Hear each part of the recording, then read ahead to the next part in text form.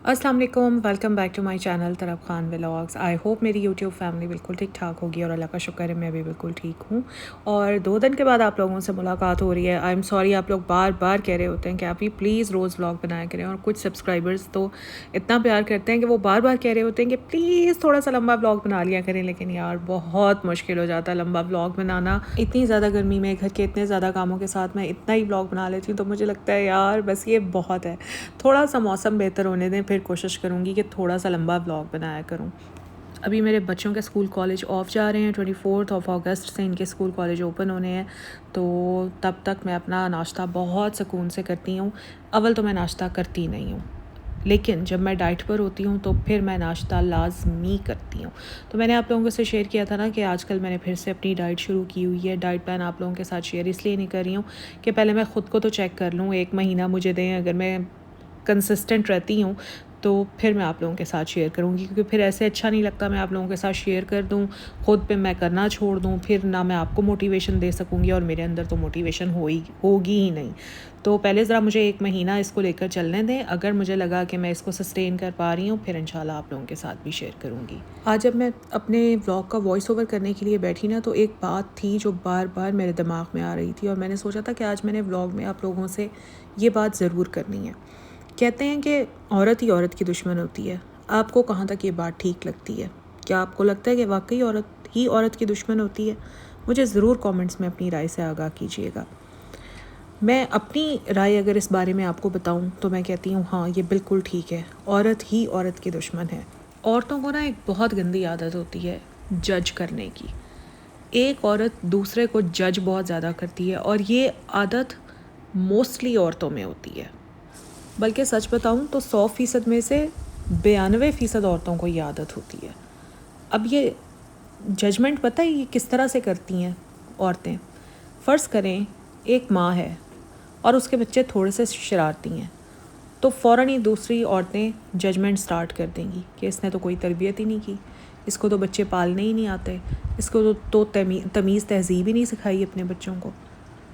और अगर कोई माँ जिसके बच्चे बहुत ज़्यादा तमीज़ तहज़ीब वाले हैं, उनकी तरबियत बड़ी अच्छी हुई है, ज़ाहिर है बच्चों की अच्छी तरबियत के लिए माँ को थोड़ी सी सख्ती भी करनी पड़ती है, तो फ़ौरन ही उस औरत को जज करना शुरू हो जाएंगे कि बहुत सख्त माँ है भाई, इसके बच्चों में तो कॉन्फिडेंस ही नहीं है। सख्ती की वजह से बेचारे जहाँ बैठते हैं बस चुप करके बैठे ही रहते हैं, बच्चों वाली तो कोई बात ही नहीं है।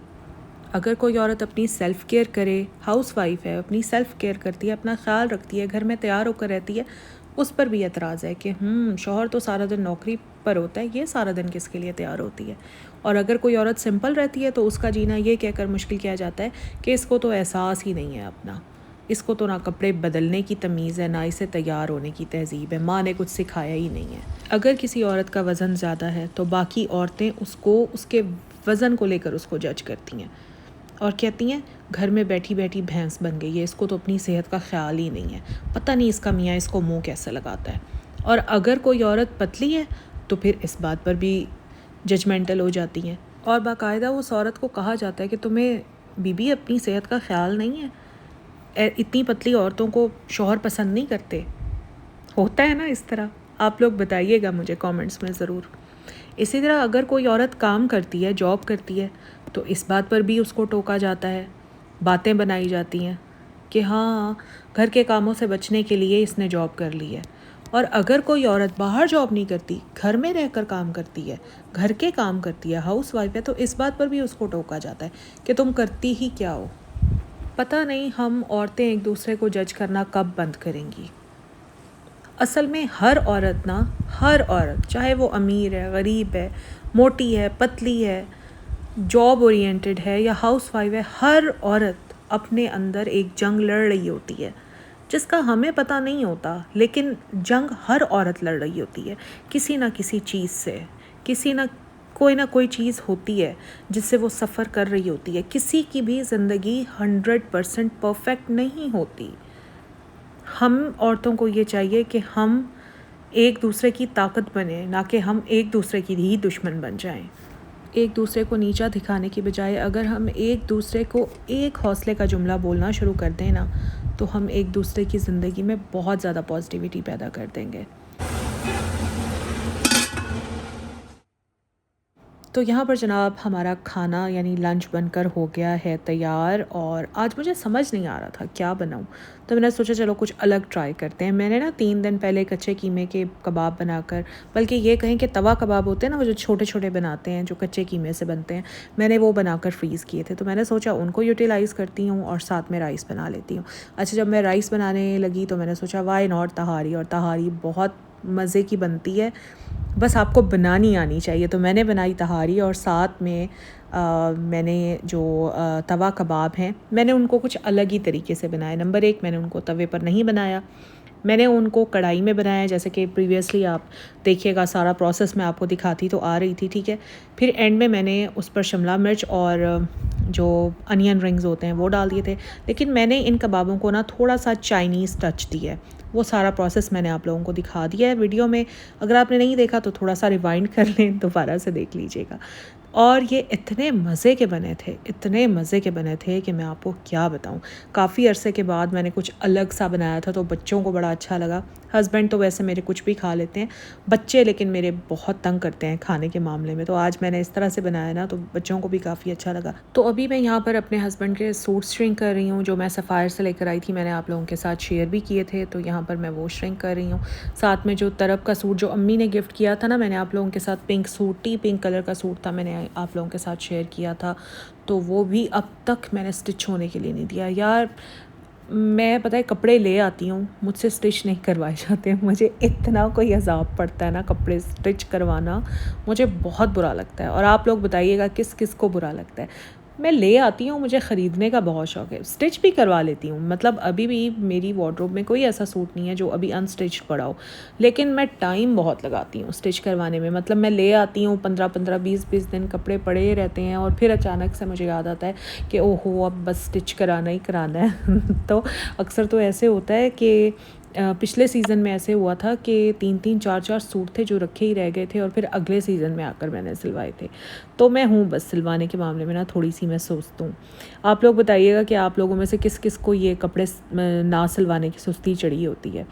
तो खैर यहाँ पर अभी मैंने कपड़े मैं श्रिंक करूँगी, और मैंने ना इस टब में ये दोनों सूट एक साथ ही डिप कर दिए थे, क्योंकि सफ़ायर के कपड़ों में से कलर तो निकलता नहीं है। तो मैंने यहाँ पर दोनों सूट्स एक साथ ही डिप कर दिए थे।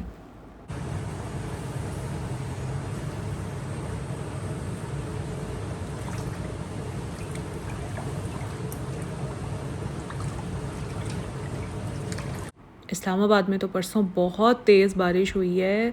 सुना है बहुत तूफ़ानी बारिश हुई है वहाँ पर। तो लेकिन हमारे लाहौर में भी बारिश हुई है। वैसे जिस रात इस्लामाबाद में बारिश हुई थी ना, उससे अगले दिन लाहौर में भी सुबह के वक्त बहुत तेज़ बारिश हुई है। और जिस वक्त बारिश हुई साथ में ठंडी हवा भी चल रही थी, और बारिश बंद होने के बाद भी ना 4-5 घंटे तक मौसम बड़ा अच्छा रहा है। लेकिन दोपहर में 2 बजे के करीब फिर से शदीद हब्स शुरू हो गया था, और उसके बाद से लेकर अब तक शदीद हब्स ही चल रहा है। आज पता है क्या हुआ, शाम में मेरा दिल किया कि मैं थोड़ा सा घर की विंडोज़ खोलूँ ताकि थोड़ा क्रॉस वेंटिलेशन हो सके। लेकिन मैंने विंडोज़ खोली तो तौबा, इतना कोई हब्स घर के अंदर आया है, इतना हब्स, इतनी गर्मी कि मैंने 10 मिनट के अंदर अंदर ही सारी खिड़कियां फिर से बंद कर दी थी। क्योंकि घर के अंदर ज़ाहिर है एसी चल रहे होते हैं, तो काफ़ी ठंडा माहौल बना हुआ होता है। और जैसे ही मैंने खिड़कियां खोली तो वो जो अंदर सारी ठंडक थी वो भी सारी हवा हो गई। खैर ये दिन भी गुज़र ही जाएंगे। हर मौसम का अपना मज़ा होता है। अल्लाह ताला ने 4 मौसम ऐसे ही तो नहीं ना बनाए हुए।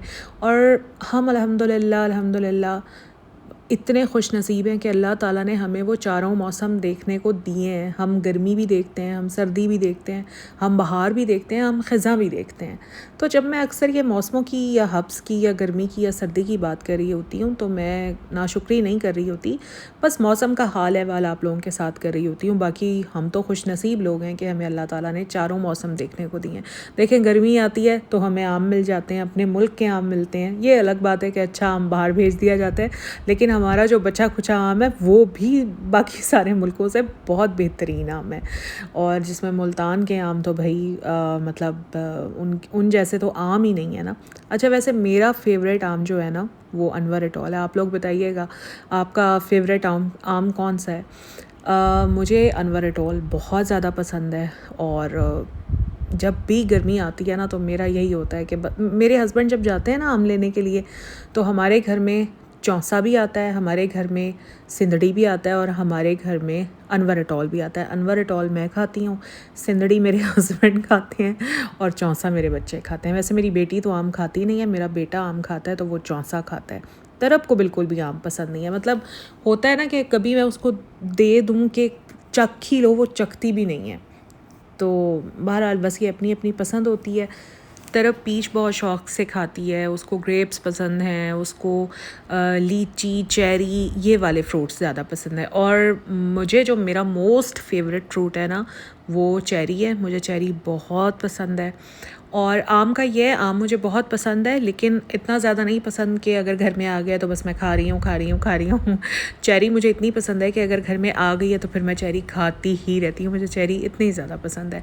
और ख़ास तौर पर हुंज़ा की जो चेरी है, मतलब मैं कहती हूँ मैंने वैसी चेरी कभी नहीं खाई। जब हम लोग हुंज़ा गए थे तो वहाँ तो हमने ख़ुद तोड़ कर चेरीज़ खाई थी। इतनी फ्रेश, इतनी मज़ेदार चेरीज़, खट्टी मीठी चेरीज़ वैसी तो मैंने कभी खाई ही नहीं है। यहाँ जो हमारे लाहौर में चेरीज़ आती हैं ना वो बस शदीद मीठी चेरीज़ आती हैं। मुझे तो वैसे वो भी बहुत अच्छी लगती हैं, बट हुंज़ा वाली जो चेरी होती है ना वो थोड़ी खट्टी मीठी चेरी होती है और वो बहुत मज़े की चेरी होती है।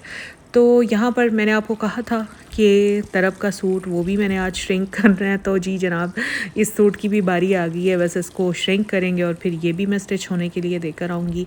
और बाकी वो जो आज़ादी सेल से मैंने कपड़े लिए थे उनको भी अभी श्रिंक करना है। और बहुत सारे सब्सक्राइबर्स ने मुझे कहा था कि आप ही जब आप येलो वाला और अपना ब्लू सूट आप स्टिच कराएं तो आपने हमारे साथ स्टिचिंग जो डिज़ाइनिंग आप करवाएंगी वो शेयर करनी है। तो जी ठीक है, इंशाल्लाह जैसे ही सिल कर आएगा तो मैं आप लोगों के साथ डिज़ाइनिंग लाजमी शेयर करूँगी।